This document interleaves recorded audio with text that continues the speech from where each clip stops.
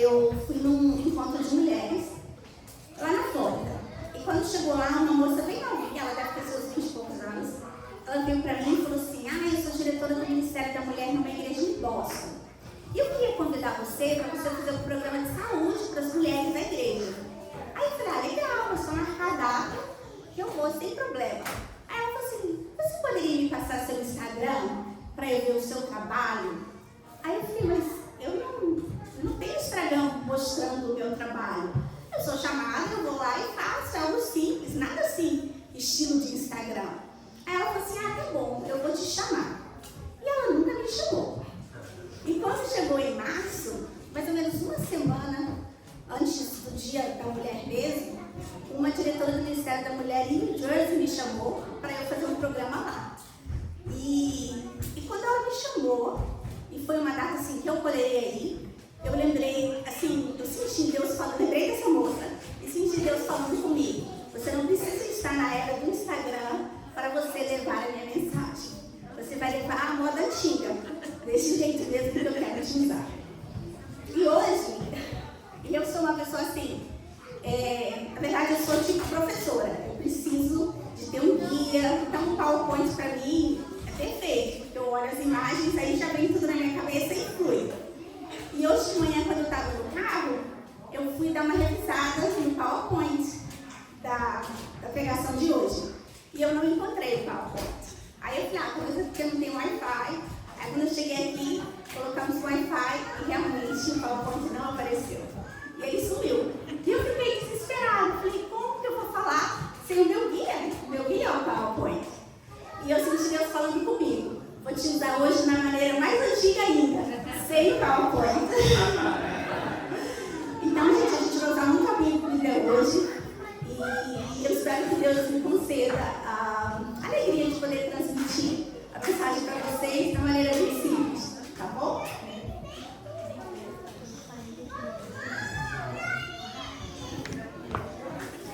Quando eu era criança, eu tinha uma imagem muito ruim de ser mulher. Eu não gostava de ser mulher, porque minha mãe reclamava muito. A minha mãe era dona de casa, cuidava das crianças, cuidava da casa, e ela sempre reclamava. Quando ela sempre falava assim: o que é bom é ser homem. Seu pai sai de casa às 6 da manhã, vai trabalhar, ele não tem preocupação nenhuma, ele chega às 6 da tarde, a janta já está pronta para ele senta para assistir televisão, vai dormir e no outro dia faz a mesma coisa. Agora eu não, eu tenho que acordar cedo, preparar café da manhã para todo mundo, levar todo mundo na escola, cuidar da casa, lavar roupa, passar roupa, fazer a janta para estar esperando ele chegar, e tudo tem que estar em ordem quando ele chegar. Então realmente eu não sou feliz de ser mulher. O melhor mesmo é ser homem. E aí, um dia eu estava escutando meu pai falar com um amigo dele. Nossa, vida de mulher é boa, né? Elas não têm preocupação nenhuma. Elas ficam em casa o dia inteiro, cuidam das crianças, minhas crianças são até boazinhas. Eu dei uma máquina de lavar para ela da Brastemp, para facilitar o trabalho dela, porque ela reclama muito. E ela fica reclamando, falando que a vida dela é muito difícil. A minha vida é muito difícil. Eu saio às 6 da manhã e já estou preocupado para ter certeza que um dia vai correr tudo bem. Eu cuido de 50 colaboradores e ainda tenho que ser responsável por eles e ainda responder ao meu chefe que fica em cima de mim, para ter certeza que tudo vai correr bem. Eu me preocupo com as contas de casa, eu me preocupo com a escola dos filhos que eu tenho que pagar, e eu me preocupo do nosso futuro, o que vai ser, vamos comprar uma casa, um carro. A minha cabeça constantemente está preocupada, mas a vida da minha mulher não, a vida dela é perfeita, ela não tem nada a preocupar. E eu fiquei assim, gente, qual será realmente a melhor maneira? Ser homem ou ser mulher? E com o passar do tempo, eu fui sentindo que a vida de mulher, para mim, como criança, adolescente e adulta, só foi piorando, que as responsabilidades só aumentaram. Mas, com o passar do tempo também, eu percebi que a mulher ela só vai ser feliz com o que ela é se ela tiver um propósito na vida. E nós mulheres, tudo que nós fazemos é com um propósito. Se eu estou lavando a roupa minha e do meu esposo, é um propósito. Eu estou abençoando o meu esposo. Se eu estou fazendo uma comida saudável para mim e para o meu esposo, eu estou cuidando da minha saúde, eu estou cuidando da saúde dele. Então esse é o propósito de Deus para a minha vida. Servir, fazer o bem, cuidar. E se a gente realmente abraça esse propósito, nós não vamos ficar reclamando igual a minha mãe, que a vida de mulher é difícil. É difícil para todo mundo. Mas se a gente realmente usa tudo que a gente tem que fazer durante o dia como um propósito, eu estou no meu trabalho, estou servindo ao meu chefe, estou servindo a minha patroa. Então, se você coloca isso como um propósito, meio que tira aquela carga pesada de que a gente tem muitas coisas para fazer e fica infeliz de estar fazendo tudo que a gente tem que fazer. Mas hoje eu queria falar um pouco sobre uma mulher que ela precisava de uma cura. Então eu queria falar sobre a mulher que tinha um fluxo de sangue e ela foi curada. Então eu queria ler com vocês Lucas 8, de 1 a 3.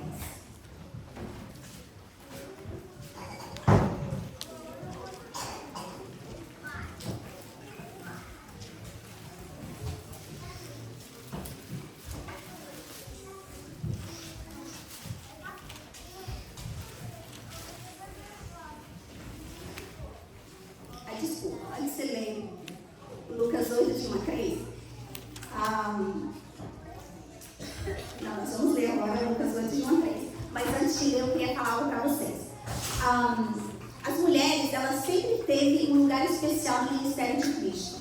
Por isso que nós também temos que sentir que hoje nós continuamos com esse propósito, esse ministério, essa ajuda para avançar o Evangelho.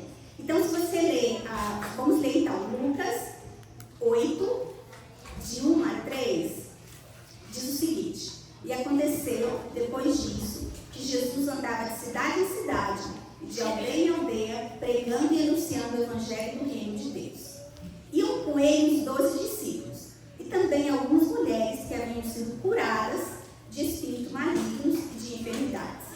Maria, chamada Madalena, da qual saíram 7 demônios, Joana, mulher de Cusa, procurador de Herodes, Susana e muitas outras, as quais com seus bens ajudavam Jesus e os seus discípulos. Então, com seus bens, elas ajudavam Jesus e seus discípulos. Então, enquanto Jesus e os discípulos pregavam o Evangelho, tinha um grupo de mulheres que sustentavam esse ministério, mulheres que trabalhavam e ajudavam financeiramente para eles comerem, terem onde dormir. Então, elas faziam toda a diferença nesse ministério. E foi feita uma pesquisa nas igrejas do mundo e descobriram que as mulheres são as que mais doam. As mulheres é que são as fiéis dizimistas, elas que são as fiéis ofertantes. E muitas vezes, elas é que realmente trazem a maior parte do dinheiro que a igreja precisa para sobreviver e pregar o Evangelho. Então, desde aquele tempo até hoje, nós somos isso aí. As apoiadoras, as que fazem a diferença. Então, seja feliz por você ser mulher, porque a gente, não só naquele tempo de Jesus, até hoje a mulher faz a diferença no ministério de Cristo. Mas voltando para a mulher com fluxo de sangue, ela viveu, a vida dela, 12 anos da vida dela, com esse sangramento, esse fluxo de sangue. E para ela conseguir receber a cura, ela teve que ter coragem, ela teve que ter fé. E ela teve que agir no momento certo para receber a cura dela.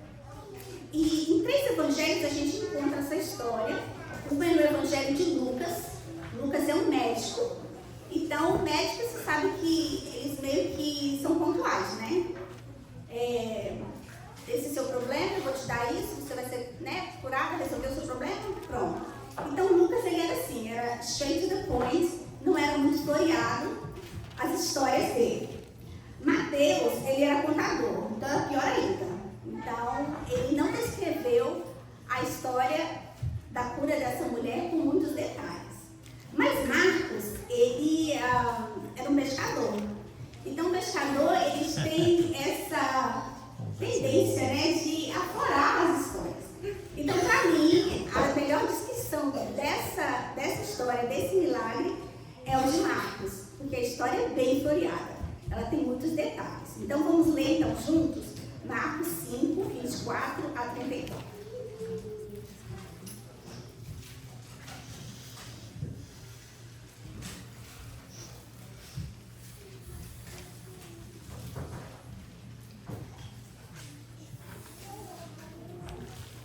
A cura da mulher enferma.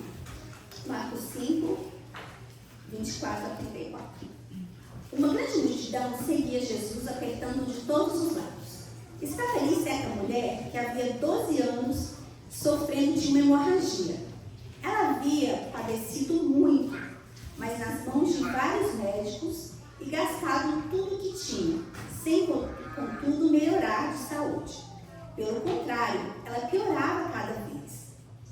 Tendo ouvido a fama de Jesus, a mulher chegou por trás, no meio da multidão, e tocou na capa dele.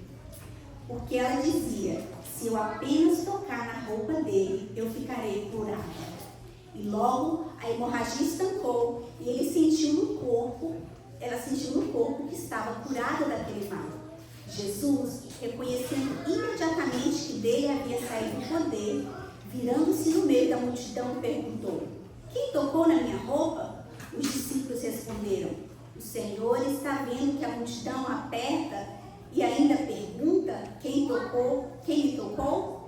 Ele, porém, olhando ao redor para ver quem tinha feito aquilo, então a mulher, amedrontada e trêmula, ciente do que lhe havia acontecido, veio, prostrou-se diante de Jesus e declarou-lhe toda a verdade. Então Jesus lhe disse: filha, a sua fé te salvou. Vai em paz e fique livre desse mal. Lindo, né? Eu acho lindo e muito rico de detalhes. Então Marcos escreveu muito bem esse milagre. E essa mulher, imagina, por 12 anos ela sofrendo com fluxo de sangue. Nós mulheres aqui no nosso período menstrual, é tão difícil pra gente, né? Então imagina uma mulher por 12 anos sofrendo desse mal. E às vezes eu fico pensando qual o diagnóstico que ela devia ter. Será que ela tinha uma endometriose? Será que ela tinha uns cólicos? Será que ela tinha alguma alteração hormonal? Talvez ela tinha uma anemia, até um câncer.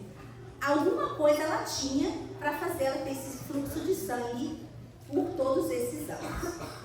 Mas naquela época, eu acho que hoje também seria muito difícil, mas principalmente naquela época, ela não passava só a dor física, ela tinha uma dor emocional. Era muito difícil você poder conviver na sociedade naquela época se você estivesse com sangramento, porque você era considerada uma pessoa imunda. Então, se a gente ler lá em Levítico 15, 25 a 27,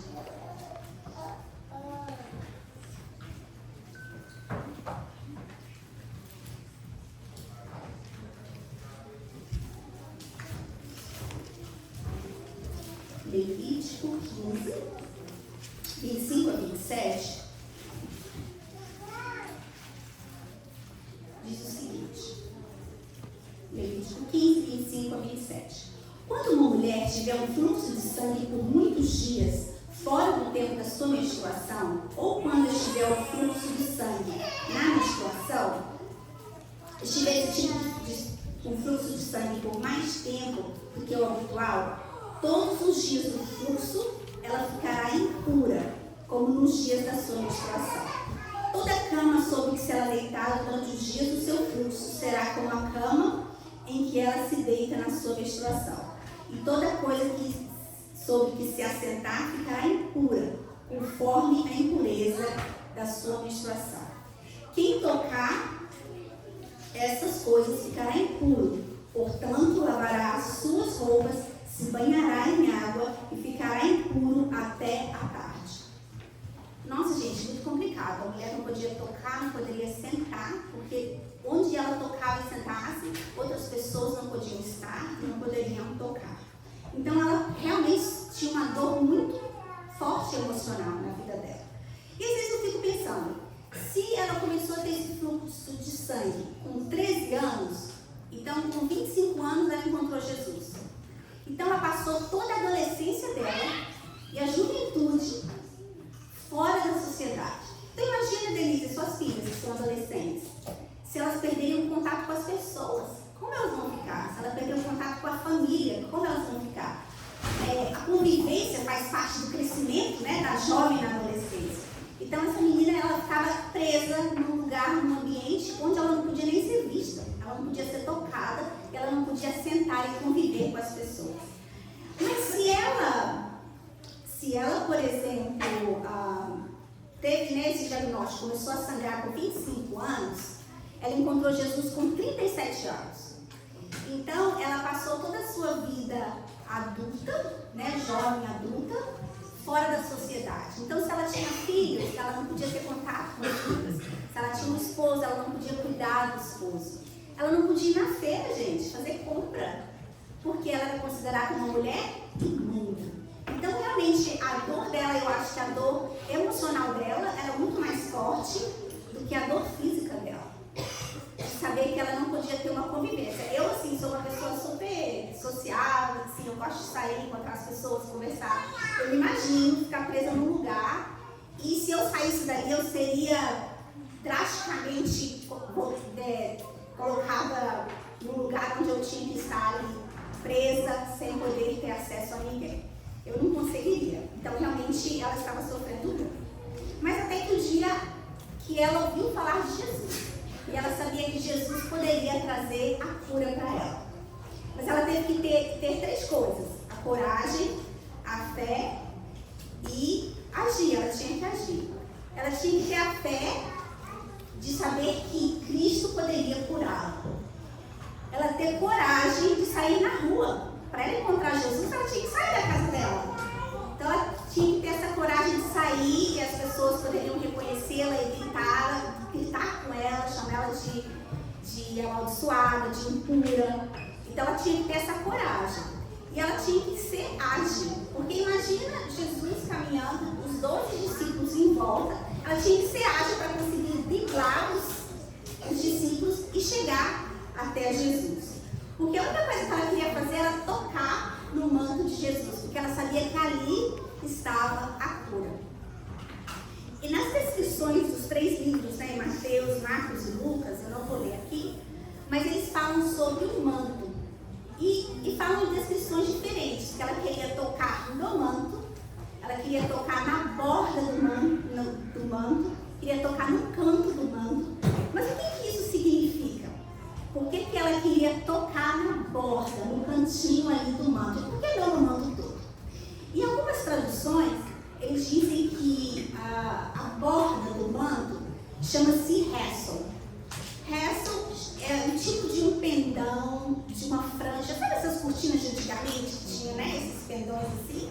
Então, isso é o que ela queria tocar. Ela queria tocar nesses pendões, nessas franjas, que é a borda, né? Que é a borda do manto. Então, várias traduções mostram que não é só a beirada do manto, mas ela queria tocar nos pendões do manto. Mas por que ela queria tocar nos pendões? O que tinha de tão importante nesses pendões que era ali que ela queria tocar?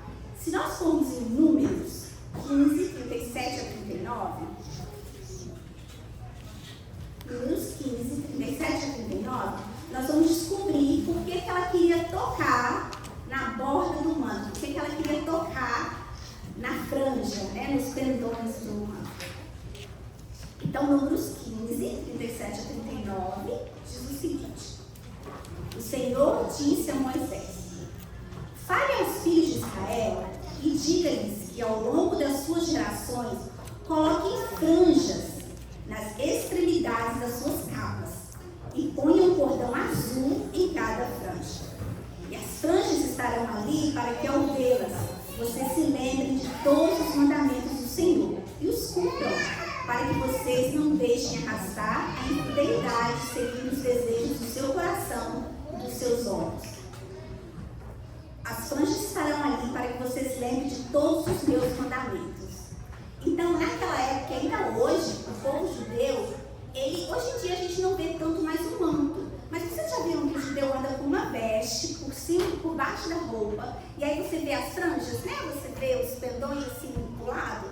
Então, essa veste, esse manto, mostra para o mundo que eles seguem o mandamento de Deus. É exatamente o que está escrito aqui em Números. O povo judeu sempre andando, demonstrando: eu sigo os mandamentos de Deus. Olha minhas franjas, eu sigo os mandamentos de Deus. E Jesus, ele tinha um manto, porque Jesus era judeu. Então a mulher, ela queria tocar nas franjas do manto de Jesus. E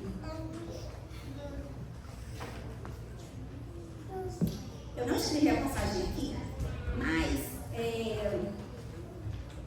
estava no meu PowerPoint, tá, gente? Mas tem uma passagem bíblica que diz que a salvação do povo de Deus viria pelas asas. E as asas em hebraico significa franja, pendões. Então ela acreditava que a salvação dela viria, que é Jesus, né? Ele é o salvador dela, e através das suas franjas, das suas asas, ele traria cura. Então por isso que era tão importante para ela tocar na franja. E foi isso que ela fez. Ela entrou ali no meio dos discípulos e tocou nas franjas, na borda da veste de Jesus. E quando Jesus sentiu que ela tinha tocado, agora imagina, né, Jesus com o manto, aquele tanto de gente em volta dele, e ela toca ali na beiradinha, na borda, na franja do manto de Jesus. E Jesus sente que saiu o poder dele para curar alguém. E aí ele começou a perguntar aos discípulos: quem me tocou? E os discípulos falaram: esse tanto de gente aqui te tocando, é impossível. Talvez o manto até bateu no chão. E não faz sentido essa pergunta. Mas Jesus, por ter sentido o poder sair dele, ele sabia que alguém havia sido curado naquele momento. E ela foi curada não só fisicamente, ela foi curada também emocionalmente. Agora ela é uma mulher livre e ela podia sair e viver uma vida na sociedade. Como a Manu falou mais cedo, eu sou enfermeira em Nova York e eu sou enfermeira pediatra. Eu cuido de crianças que fazem cirurgia. Mas eu trabalho com um médico que ele faz cirurgias em crianças que têm tumores vasculares. Então, o tumor vascular não é um tumor maligno, mas as nossas veias, né, elas crescem e desenvolvem de uma maneira, né, como se fosse uma rodovia. Mas essas crianças, por algum problema celular no desenvolvimento, essas veias, as artérias, ficam tipo um emaranhado. Então, pense, você já viu uma bolinha de gominha? Elas crescem assim. Então, em certo lugar do corpo, elas crescem desse jeito. Então, chama uma malformação vascular. E onde está essa malformação vascular, ali o sangue não flui tão bem. Então, fica algo bem inchado, muitas vezes é no rosto, é no peito, na perna. A maioria das vezes é no rosto, essa malformação vascular. No pescoço. E quando essa malformação vascular é no pescoço, começa a pressionar a traqueia. Então, a criança tem dificuldade de respirar, então tem que fazer uma traqueostomia para ela respirar pela traqueostomia, porque senão ela morre. Mas é uma cirurgia muito delicada e muito difícil de fazer. E hoje no mundo só tem 2 lugares que fazem essa cirurgia. É em Nova York e na Inglaterra. São os 2 especialistas do mundo que cuidam disso. Então, eu vejo muito desses casos, porque vem gente do mundo inteiro. Então, eu tenho muitas histórias assim, que eu podia contar aqui para vocês. Mas uma que mais me marcou foi a história da Magali. Depois eu vou mostrar a foto para vocês, tá bom? Porque se eu mostrar agora, vocês vão ficar meio assim, assustados, mas depois eu mostro. Então, Magali morava na Etiópia, tá? Quem já ouviu falar de Doctors Without Borders? É um grupo de médicos que eles vão no mundo fazendo missão médica, tá? Então, tem esse grupo de Doctors Without Borders de Nova York, que eles vão nessas cidades bem remotas, e lá eles avaliam, né, as crianças, as pessoas, e veem se conseguem trazer essas crianças, desses pacientes, para os Estados Unidos para fazer cirurgia. E um tempo antes desses doutores chegarem nessa vila, havia ido um grupo de missionários pregar o evangelho. E essa família, a família da Magali, eles se converteram. E a mãe, uma pessoa de muita fé, ela sempre orava e pedia a Deus que uma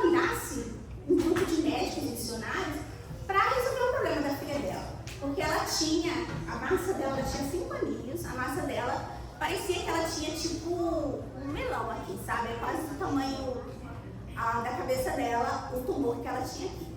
Então ela não conseguia comer direito, pressionava muito no maxilar dela, então ela não conseguia mastigar. Na vila que ela morava, imagina, na África, no meio de pessoas que são muito supersticiosas, eles sempre achavam que ela era uma menina amaldiçoada, que ele não tomou tão feio e desfigurou mesmo o rosto dela. Então ela era uma menina que ficava dentro de casa o tempo todo. Ela não saía para brincar, porque ela era uma menina diferente. Então ela estava desnutrida, emocionalmente super abalada e corria o risco de morrer, porque também aqueles vasos sanguíneos começam a tirar o sangue do corpo e o sangue ele fica estagnado naquela área. Então realmente, fisicamente, ela não estava bem. E a mãe sempre orava para Deus mandar um grupo de médicos, que ela já tinha ouvido falar de médicos que iam e levavam essas crianças ou adultos para fazer cirurgia. E ela teve essa fé que até que um dia aconteceu. Esse grupo de médicos foi lá e fizeram a avaliação dela e trouxeram ela para Nova York para fazer a cirurgia. E ela veio com o pai dela, nunca tinha andado de avião, nunca tinha saído assim, da vila onde eles moravam. Eles falavam um dialeto. Essa organização que trouxe, ela teve que conseguir um tradutor que falava esse dialeto também. E aí eles vieram e fizeram uma cirurgia. Foi uma cirurgia muito demorada, teve que ter várias fases essa cirurgia também, porque você não pode chegar e cortar o tumor, porque a criança vai sangrar até morrer. Então teve várias fases. E assim, o que mais me emocionava assim, desse processo, ela ficou mais de um mês lá no hospital, foi ver a gratidão assim, do pai dela quando a gente fazia as coisas, para ele, para a filha dele. Ele sempre colocava as mãos juntos, agradecia e levantava a mão para o céu. E um dia eu perguntei à tradutora, eu falei, mas o que significa isso? Eu sei que ele está agradecendo. Ele fala, ele está agradecendo a você e dando glória a Deus por a filha dele estar aqui e recebendo esse tratamento que ela está recebendo. E pessoas assim, muito humildes, Eles, por exemplo, não tinham geladeira, não tinha televisão. Ele estava na época da Copa e ele estava assistindo um jogo na televisão. E ele ficava assim, desesperado, assim, assistindo, porque com certeza ele já viu crianças, jovens brincando de futebol na vila dele, mas ele nunca viu na televisão, de outros países. Então, assim, era muito lindo ver a simplicidade dele. E a fé que a mãe dela teve para conseguir esses médicos vir e levar a filha dela e a filha dela ser curada. E uma história muito engraçada é que depois que foi retirado o tumor, ela não estava querendo comer. E a gente oferecia de tudo, Tipo assim, blueberry, strawberry. Aí uma das enfermeiras falou, vamos comprar sorvete para ela, Häagen-Dazs, que é o melhor sorvete. E ela não queria nada. Ela nunca tinha comido nada gelado. Então o sorvete para ela não era bom. E aí eu falei com a tradutora, eu falei assim, a gente já deu de tudo assim que a gente está acostumada a comer aqui, só coisa gostosa. E ela não aceita. O que ela está acostumada a comer? Ela falou assim, as frutas que a gente tem é tipo assim, laranja, banana, coco. E assim, a gente trouxe banana e laranja, era tudo que ela comia, sabe? Porque era o que ela estava acostumada a comer. Então não adiantava dar strawberries, ela não ia comer os strawberries. Então para você ver a simplicidade de onde ela veio, que ela vivia e tudo. Ela já se operou por quantos anos? Por 5 anos ela operou. Aí ela se operou por 5 anos e foi um sucesso e deu tudo certo, graças a Deus. E aí eu tenho uma foto aí, Danilo, você pode mostrar? No PowerPoint tinha uma foto dela. Então esse é o tumor, tá vendo? Enorme. E ela não conseguia comer e era muito complicado. Mas o peso, O pescocinho dela assim, caído. Acho que tem mais 2 também. Isso já era depois da cirurgia, da última cirurgia. E tá vendo que tiraram bastante. Eu acho que isso aí era depois da 3ª cirurgia. E eu acho que tem uma última foto ela com os médicos. Eu mandei essa, não, Tem uma foto dela indo pra casa. Mas tudo bem. Obrigada, tá? E essa é a história, assim, do milagre da vida da Magali. E eu fico muito feliz de poder ter presenciado isso. E depois eles mandaram umas fotos também dela já de volta na vila, brincando, gordinha. E é lindo ver o que Deus fez na vida dela. Mas a mãe dela precisou de ter o quê? Fé.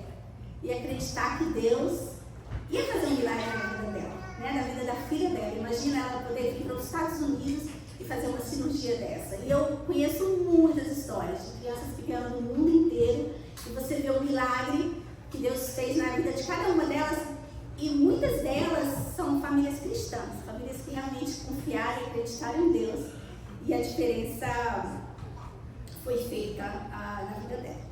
Voltando para a mulher do fluxo de sangue, a parte mais bonita da história dela era quando Jesus virou para ela e falou: filha, a tua fé te salvou.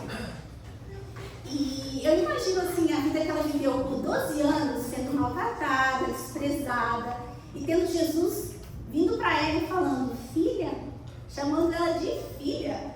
É incrível, eu imagino como ela não deve ter sentido.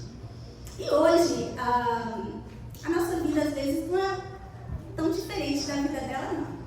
Muitas de nós sofremos desprezo de outras pessoas, muitas de nós temos problemas sérios de casamento, na família, com a mãe, com o pai, problemas de relacionamento mesmo com pessoas, até na igreja. E muitas vezes a gente se sente desprezada, sente que, nossa, quem sou eu? A gente se sente como se fosse nada. Mas eu queria lembrar para você que Jesus, a cada dia, ele chama a gente de filha. Filha, eu estou aqui. Filha, eu cuido de você. Eu fui criada sem pai, que meu pai morreu, eu tinha uns 10 anos. E é triste saber assim, que na minha adolescência eu não tive um pai. Mas de saber que eu tenho Cristo, que é o meu pai, eu tenho Jesus que cuida de mim, ele é meu pai, é muito lindo. E eu sou uma pessoa muito ansiosa, assim, sabe? Me preocupo com tudo. E meu marido, ele é super relax, não me preocupa com nada. Então eu acho que isso faz eu ficar mais estressada ainda. Mas tudo bem. Ele tem uma frase que ele fala: nós vamos atravessar essa ponte quando a gente chegar lá. A gente não chegou na ponte, então fica quieto. Mas eu tenho isso comigo, eu sou muito estressada. E um verso bíblico assim que me acalma muito é Salmos 46:10. Esse salmo diz: aquietai-vos e sabeis que eu sou Deus. Então ele fala constantemente para mim: aquieta, Andréia, eu sou Deus, eu estou cuidando da situação. Fique em paz, eu estou cuidando da situação. E ele fala para cada um de nós. Fala para a Dianara, fala para a Denise, fala para a Marluce. Ele constantemente fala: filha, acalma, eu estou cuidando de você. Aquieta, fica bem quietinha, eu estou cuidando de você. Mas às vezes eu estou tão agitada assim, eu não consigo nem dormir, porque eu estou preocupada, né? Agitada. E um dia, alguém me falou um verso da Bíblia que está em Salmos 27:2. Eu queria ler ele junto com vocês. Esse é o nosso último verso. Salmos 127:2. 127:2.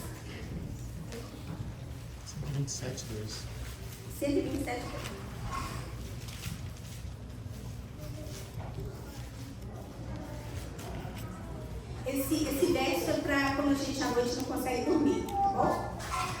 Será inútil levantar de madrugada, dormir tarde, comer o pão que conseguiram com tanto esforço aos seus amados, e ele o dará enquanto dorme. Gente, Jesus cuida de nós, está trabalhando enquanto a gente dorme. Então, quando chegar a noite que você não consegue dormir, que você está preocupado com um problema muito sério, descanse, que o Senhor está trabalhando com você. Ele fala comigo: André, vai dormir, eu vou estar a noite toda trabalhando e cuidando dessa situação. Descansa, você precisa do seu sono, você precisa do sono para revigorar as suas células. Descansa, eu estou trabalhando a noite toda e cuidando da situação. Não preocupe. E essa é a mensagem que eu queria deixar para cada uma de vocês. Todas nós precisamos de cura emocional, cura física, cura espiritual, a cura da saudade de um filho que saiu e não voltou, a cura da saudade das pessoas do Brasil, que a gente muitas vezes não tem o contato que a gente queria ter com eles. Mas Deus está aqui chamando a gente de filha e dizendo: eu estou cuidando de você. E Ele pode trazer essa cura para cada um de nós. Nós só precisamos ter fé, coragem e ação. Mas não age muito não. Age durante o dia e à noite descansa, que Deus estará cuidando de cada uma de vocês.